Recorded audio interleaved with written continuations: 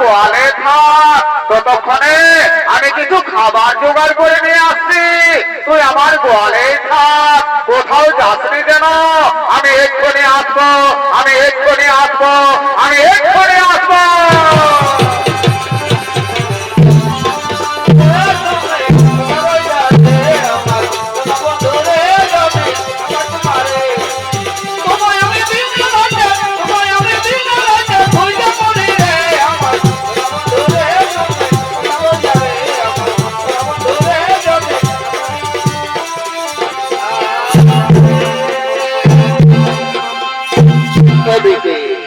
এদিকে অষ্টবসু অর্থাৎ অষ্টমণিগণ তারা করেছে মহামণি বৈশিষ্ট্যের অতি মনোরমা আশ্রম দর্শন করার জন্য সুমেরু পর্বতের দিকে।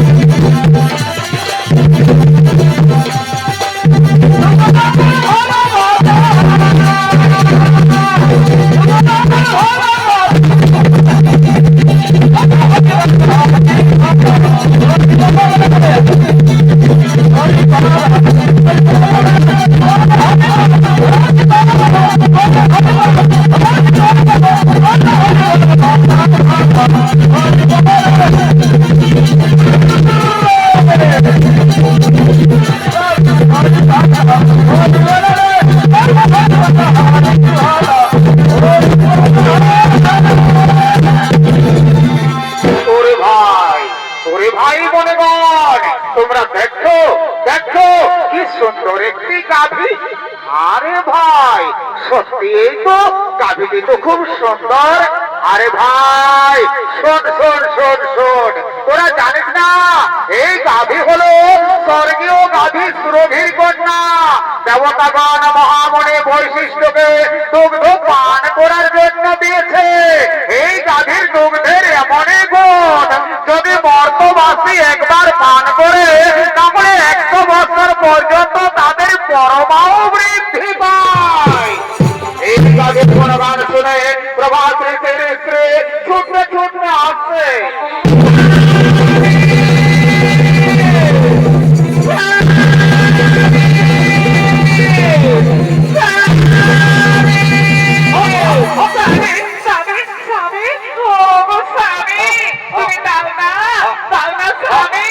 তুমি আমার এই গাভীটি হরণ করে দাও। এই গাভীটির আমার ভীষণ প্রয়োজন। আমি আমার প্রিয় বান্ধবীকে এই গাভীটি উপহার দেব। দাও দাও স্বামী দাও, তুমি আমার এই গাভীটি হরণ করে দাও। না না না প্রিয় না, এই গাভী আমি হরণ করতে পারবো না। তাছাড়া আমরা মনে ঋষিগণ এই গাভী হরণ করে আমরা কি করবো? তুমি জানো না ওই মর্তলোকে রাজার কন্যা চিত্তবতী আমার প্রিয় বান্ধবী, এই গাভীটি আমি তাকে উপহার দেব। দাও দাও স্বামী দাও, তুমি আমার এই গাভীটি হরণ করে দাও। ওরে ভাই মনেগণ, তোমরা বলো আমি এখন কি করবো? শোনো শোনো প্রভাত রেখে তুমি কি করবে সেটা আমরা বলতে পারবো না, তবে এটা আমরা বলতে পারি এই গাভী যদি তুমি হরণ করো তাহলে মহামণি বৈশিষ্ট্য আমাদের কাউকেই ছাড়বে না। স্বামী গো স্বামী, দাও না দাও না স্বামী দাও, তুমি আমার এই গাভীটি হরণ করে দাও। এই গাভীটির আমার ভীষণ প্রয়োজন। আমি আমার প্রিয় বান্ধবীকে এই গাভীটি উপহার দেব। দাও দাও স্বামী দাও, তুমি আমার এই গাভীটি হরণ করে দাও। ওরে ভাই মনিগণ, তোমরা একটু দাঁড়াও, আমি এক্ষুনি গাভী হরণ করে নিয়ে যাচ্ছি।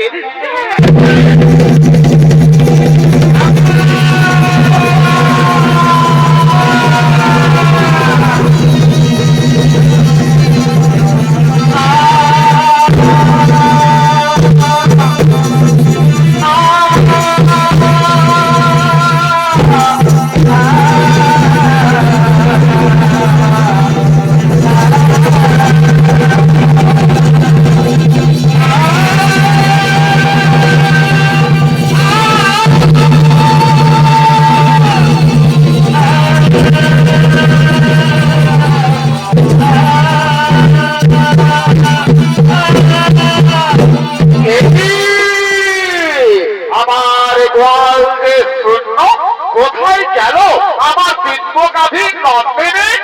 আমার গাভী নন্দিনীকে তো দেখা যাচ্ছে না।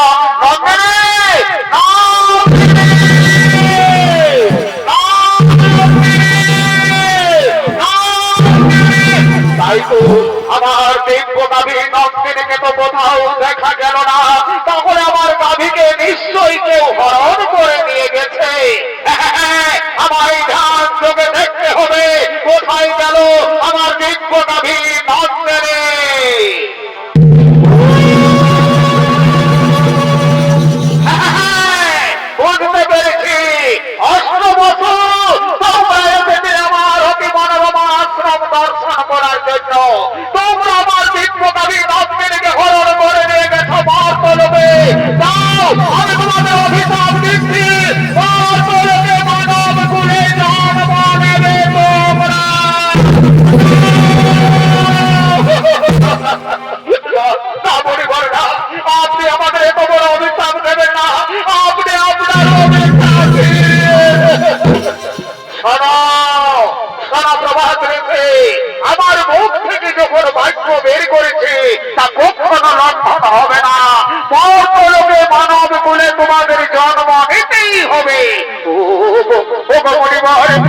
যখন আমাদের এত বড় অভিশাপ দিয়েছেন, আপনি আমাদের মুক্তির উপায় বলেন। শোনো শোনো প্রভাত রেখে যাও, মর্তলোকে দেবী গঙ্গার গর্ভে মহারাজ শান্তনুর ঔরসে জন্ম নেবে তোমরা। আর বাকি 7 জন ঋষি যারা তোমার সঙ্গে ছিল তাদের অপরাধ একটু কম, তাই তারা জন্মের পরেই মুক্তি লাভ করে ফিরে আসবে এই গোলকে।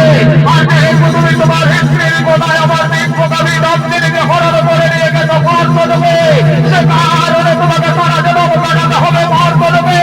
জন্মের সময় তোমার নাম হবে দেবব্রত, পরস্পরে তুমি ভীষণ প্রতিজ্ঞা করার ফলে তোমার নাম হবে ভীষ্ম। এ আমার আশীর্বাদ, আমার অভিশাপ।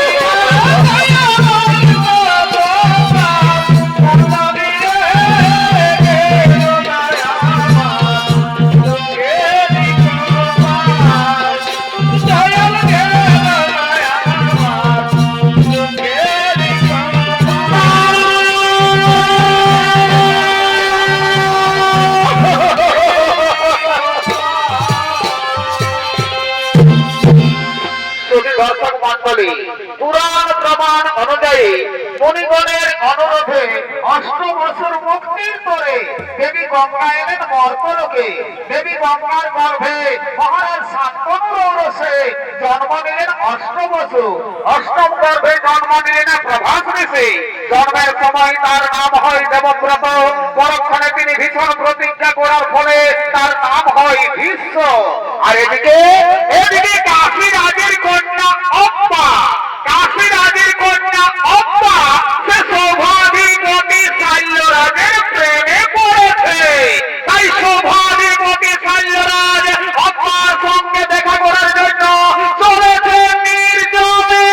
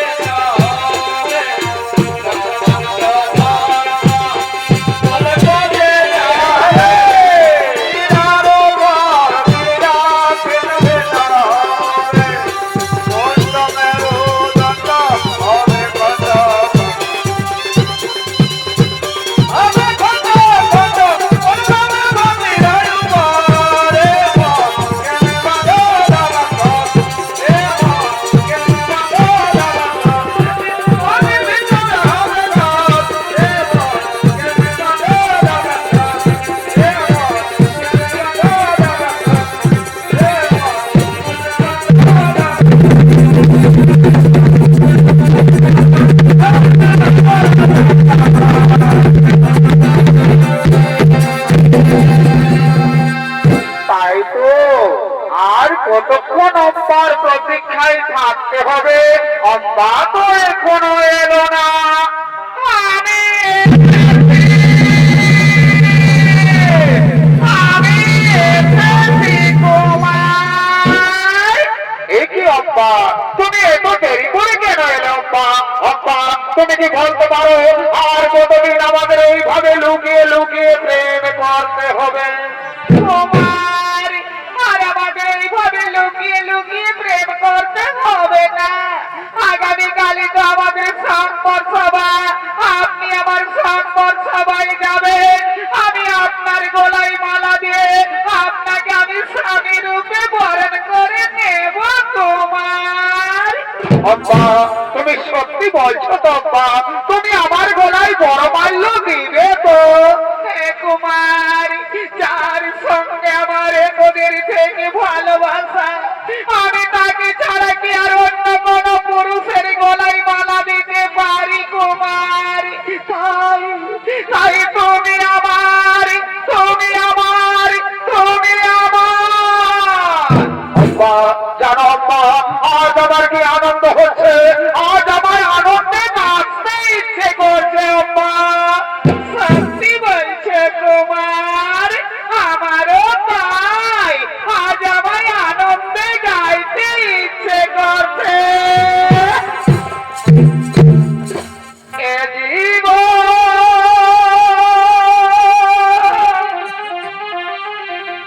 তোমাকে দিলাম, অব অবন্ধ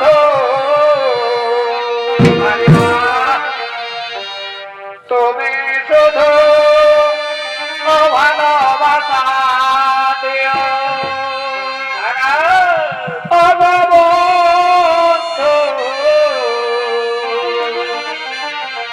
তুমি শুধু ভালোবাসা দিও।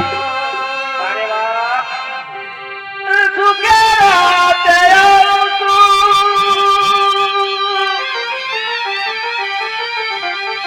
তুমি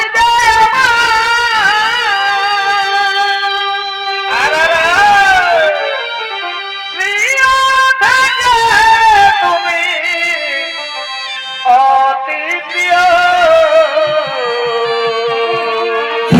ভাই, তুমি শুধু ভালোবাসা দিও। অববন্ধু, তুমি শুধু ভালোবাসা দিও।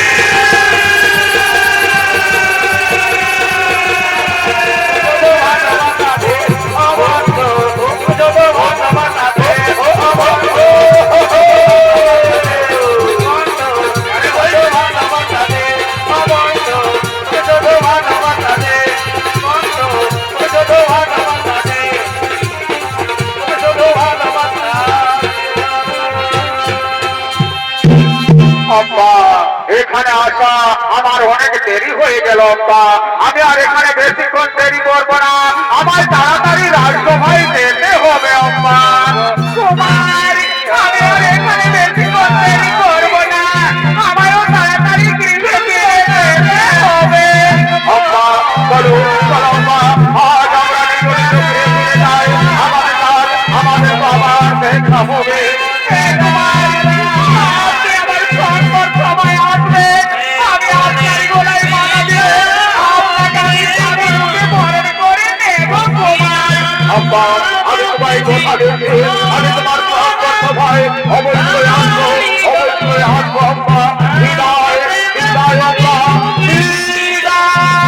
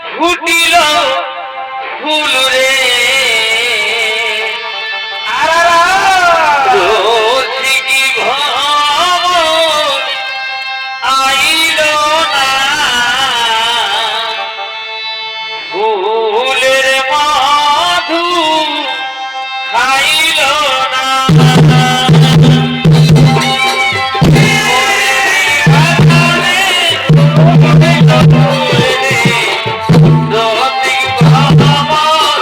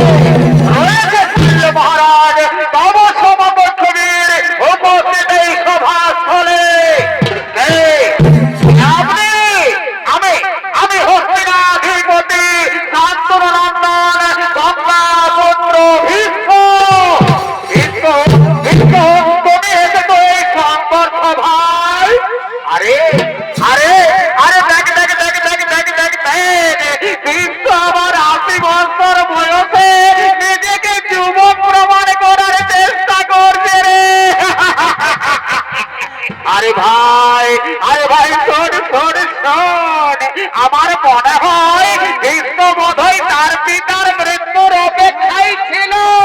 তার পিতা মৃত্যুবরণ করেছে, তার মা শাখা পোলাও ভেঙেছে, আর ভীষ্ম নিজের প্রতিজ্ঞাও ভেঙেছে।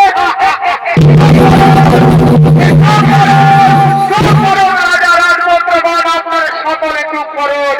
আমি নিজে বিয়ে করার জন্য এই সংবাদ সভায় আসেনি।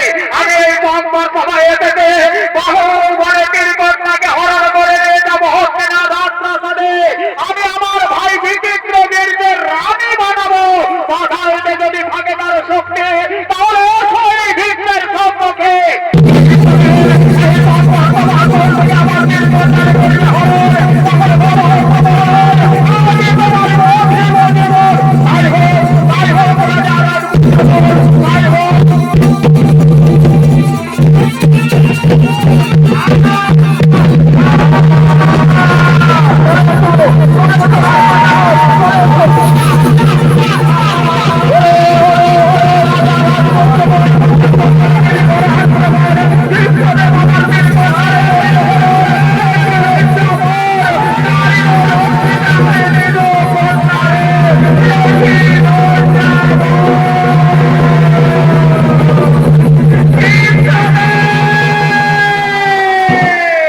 বিশ্বদেব, আপনি আমার হাত ধরে ভুল করেছেন। বিশ্বদেব, আমি যে সৌভাধিপতি শাল্যরাজকে ভালোবাসি, সেও আমায় ভালোবাসে।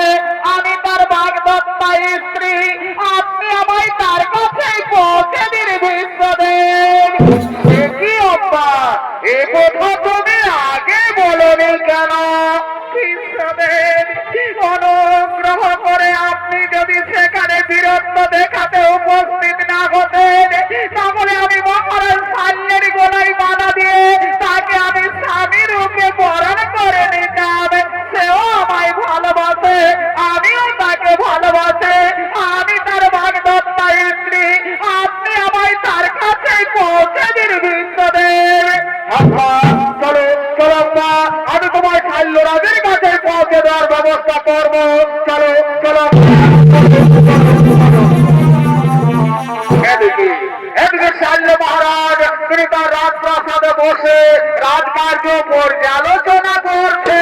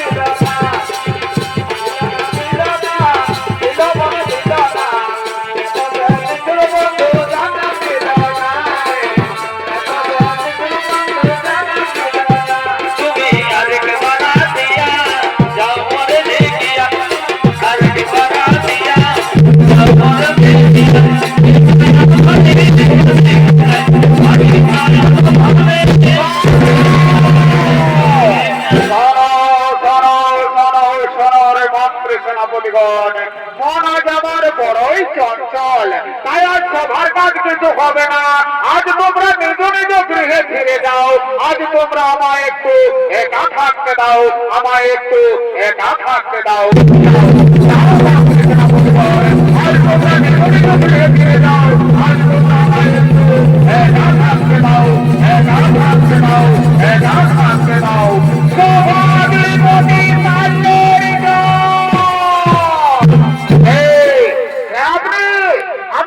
আমি হস্তিনানগরের মহামন্ত্রী, আপনার বাগদত্তা স্ত্রীকে আমি আপনার কাছে এনে দিয়েছি মহারাজ। আপনি একে গ্রহণ করুন। আমি এখন আসি মহারাজ, আমি এখন আসি। অম্বা, তুমি এসেছো? মারে স্ত্রী তো স্বামীর কাছে আসবে। আমি এখনো মনে প্রাণে বিশ্বাস করি তুমি আমার স্বামী।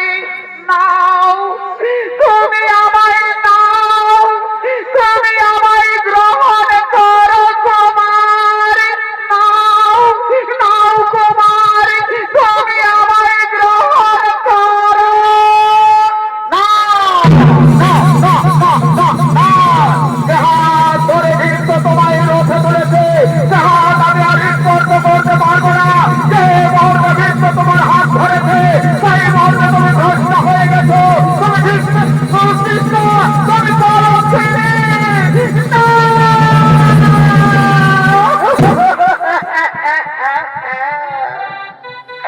ক্ষত্রিয় সমাজের কলঙ্ক সাল্যরাজ আজ আমায় বলছে কলঙ্কিনী। আমি আবারও বলছি, যে মুহূর্তে ভীষ্ম তোমার হাত ধরেছে, সেই মুহূর্তে তুমি ভ্রষ্ট হয়ে গেছো। তুমি ভীষ্মের উচিত না, তুমি ভীষ্ম প্রত্যেক অপরহিতা। তাই অপরহিতা নারীকে আর মহারাজ শাল্য কোনোদিন গ্রহণ করবে না। তুমি তোমার ভীষ্ম দেবের কাছে ফিরে যাও, তুমি তোমার ভীষ্ম দেবের কাছে ফিরে যাও।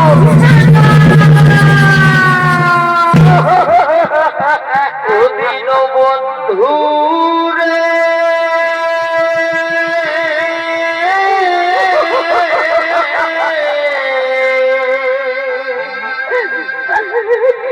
তুমি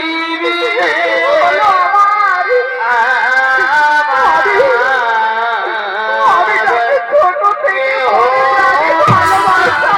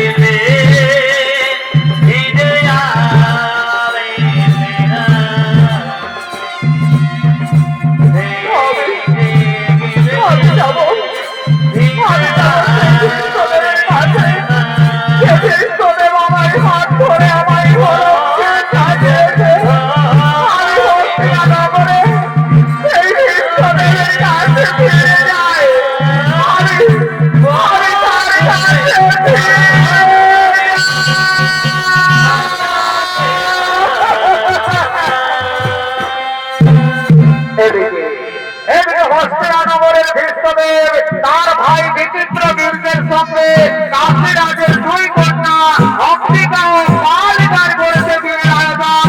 তাই সমস্ত রাজ্যের আমন্ত্রণ, রাজ্যবাসীগণ মহানন্দে নৃত্য গীত করতে করতে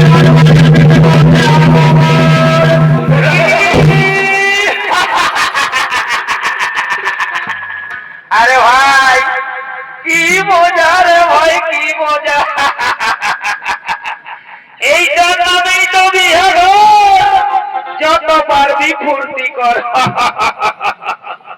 বিহা ঘরে কর, রাজা ঘরেই হোক আর গরিব ঘরেই হোক, লাল আর সাদা এগুলো চলবে।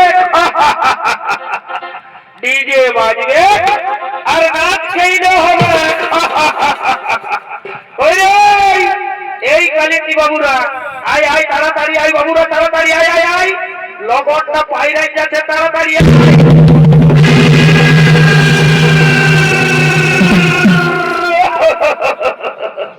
আরে ভাই বাজা বাজা বাজা, এইটাই তো বিয়া করে মজা। ঠিক আছে গানটা হোক, রঙিনী মতো দেখলে আমার মাথা যে ঘোরা।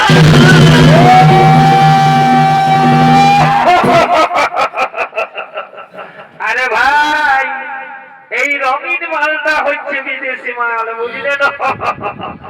এই মালটা ঢোকে দিতে দিতে না আমাকে শ্রদ্ধা করে দেয়।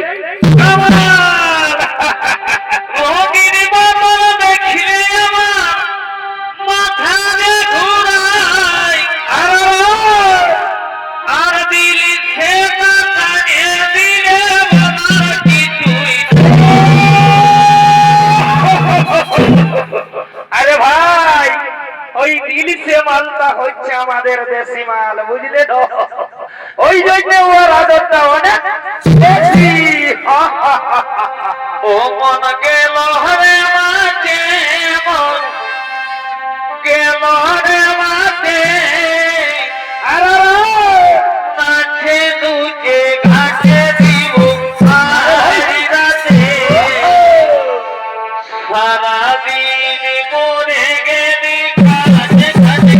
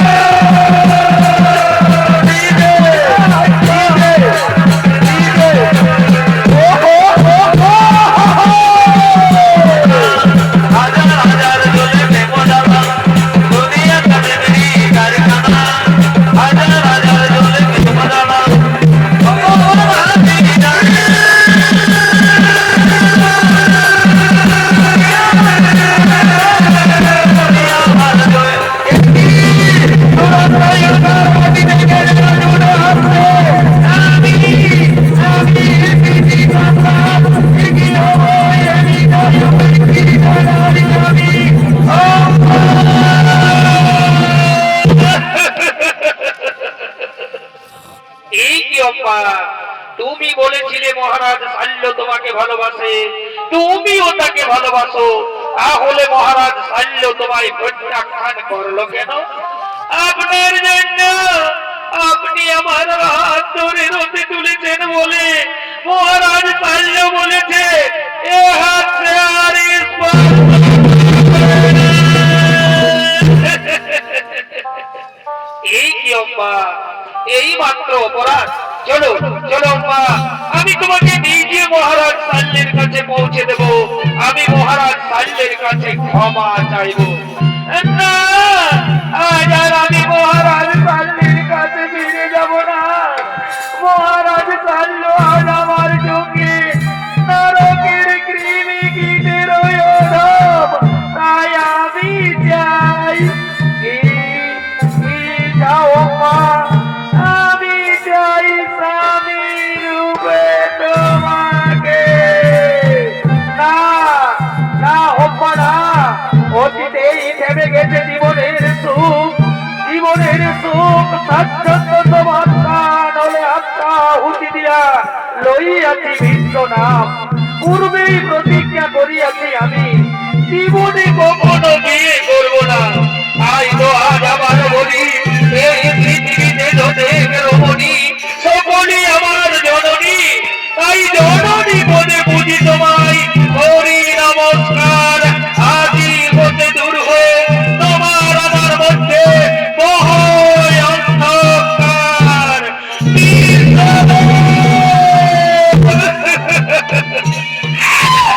বিপ্লবের মানিব না আমি, লইব প্রতিশোধ, করিল প্রতিজ্ঞা, জ্বলন্ত অগ্নিকুণ্ডে প্রাণ বিসর্জন দেব, পুনরায় জন্ম নেব শ্রীকণ্ঠী রূপে আমি তোমায় কুরুক্ষেত্রের মাঠে দর্শন দেব। আর সে বিনিময় আমি তোমার মৃত্যুর কারণ। তুমি মানে মানে জর্জরিত হয়ে যন্ত্রণায় ছটফট করতে করতে সারা শয্যায় লুটিয়ে পড়বে, কিন্তু মৃত্যু হবে না তোমার, দিলে দিলে মরবে তুমি। এ হলো পারি অভিশাপ, দিলে দিলে মরবে তুমি। এ হলো পারি অভিশাপ, দিলে দিলে মরবে তুমি। এ হলো পার অভিশাপ। না না ওঠো না, তথাপি ভাঙিবে না প্রভু এই বিশ্বের প্রতিজ্ঞা, তথাপি ভাঙিবে না প্রভু বিশ্বের প্রতিজ্ঞা, তথাপি ভাঙিবে না প্রভু এই বিশ্বের প্রতিজ্ঞা।